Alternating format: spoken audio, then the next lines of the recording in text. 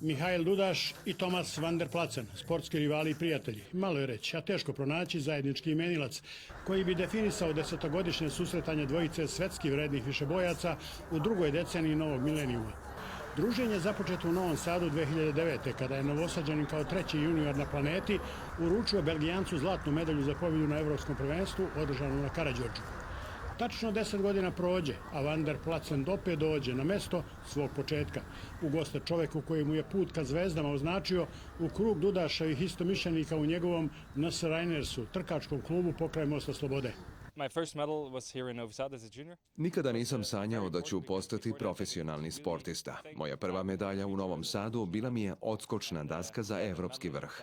Otvorila mi je vidike i povela me ka budućim trofejima. Drago mi je da sam tu prvu medalju osvojio baš u Novom Sadu, gde sam postao internacionalni sportista i gde sam upoznao Mihaila i započeo jedno divno prijateljstvo. Ja sam mu rekao, ja ti kupujem kartu istog trenutka kad ti meni kažeš da ja to mogu da uradim. Javio mi je. Mogu da dođem. Rekao je da mogu da dođem u nedelju. Ja sam rekao, neš doći u nedelju, doćiš u petak. Kaže on, zašto? Rekao, imamo exit. Nakon toga idemo u Ruski Krstur. Nakon toga idemo sa NSR-om da radimo trening. Zašto Ruski Krstur? Prvo je trebalo da odem u Ruski Krstur. To je mesto gde sam ja provodio svoje dane, letnje dane života i mislim, ja sam tamo odrastao. Naravno da ćemo pokažem pravu stvar onoga šta sam ja, direktno šta sam ja. Novi Sad jeste takođe sve to. Ali prosto meni je baba tamo nekako, kažem, tamo sam ja počeo da trčim, da skačem u taj bazen gde smo nas dvojice skakali, da ostajem do kasnih sati, da igram košarku, fudbal, rukomet, vije.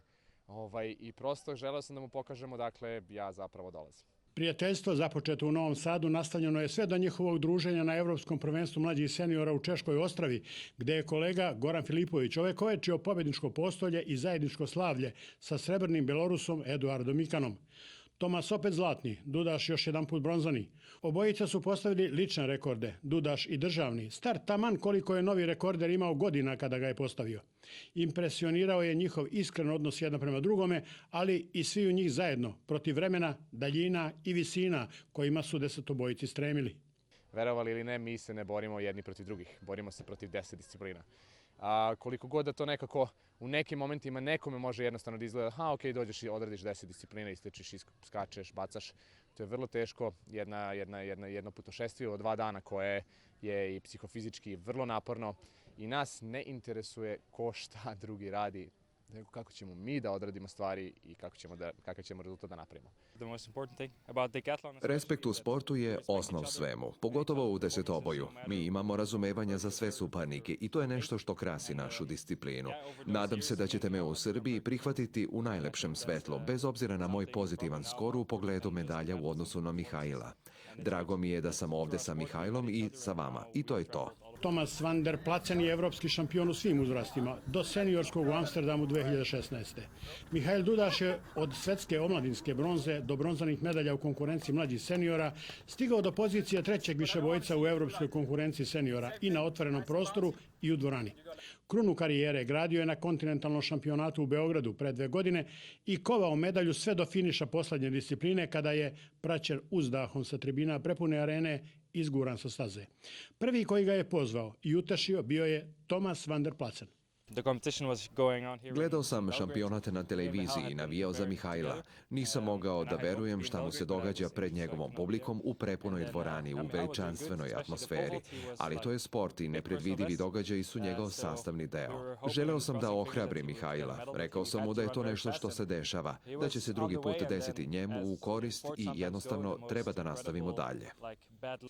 Thomas je jedan momak koji ne govori puno. Nije on previše emotivna osoba, nije on neko ko će da priča priče i da... Ali on kad nešto kaže, takvog tipa, ja znam da vrednost u tome velika postoji. Kada je on meni rekao, nakon mog pada koji se desio, da je to jedan od najvećih sportskih momenata koje je on doživeo u svom životu, gledajući iz fotelje, online, negde na internetu.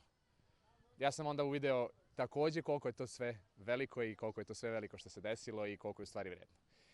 Izuzetno mi je puno značilo, nije bio lak moment za mene naravno, izgubio sam medalju koja mi je bila na dohvat ruke, opet s druge strane dao sam svoj maksimum, uradio sam sve što sam mogao i njegove reči su mi samo pomogle u tome da to prevaziđem što pre. Oni ne govore puno, a njih dvojica rade jako puno. Za njih dela govore i sportski rezultati, kako na sportskim terenima širom sveta, još više refleksijom ljudskih vrednosti na terenu izvan njega.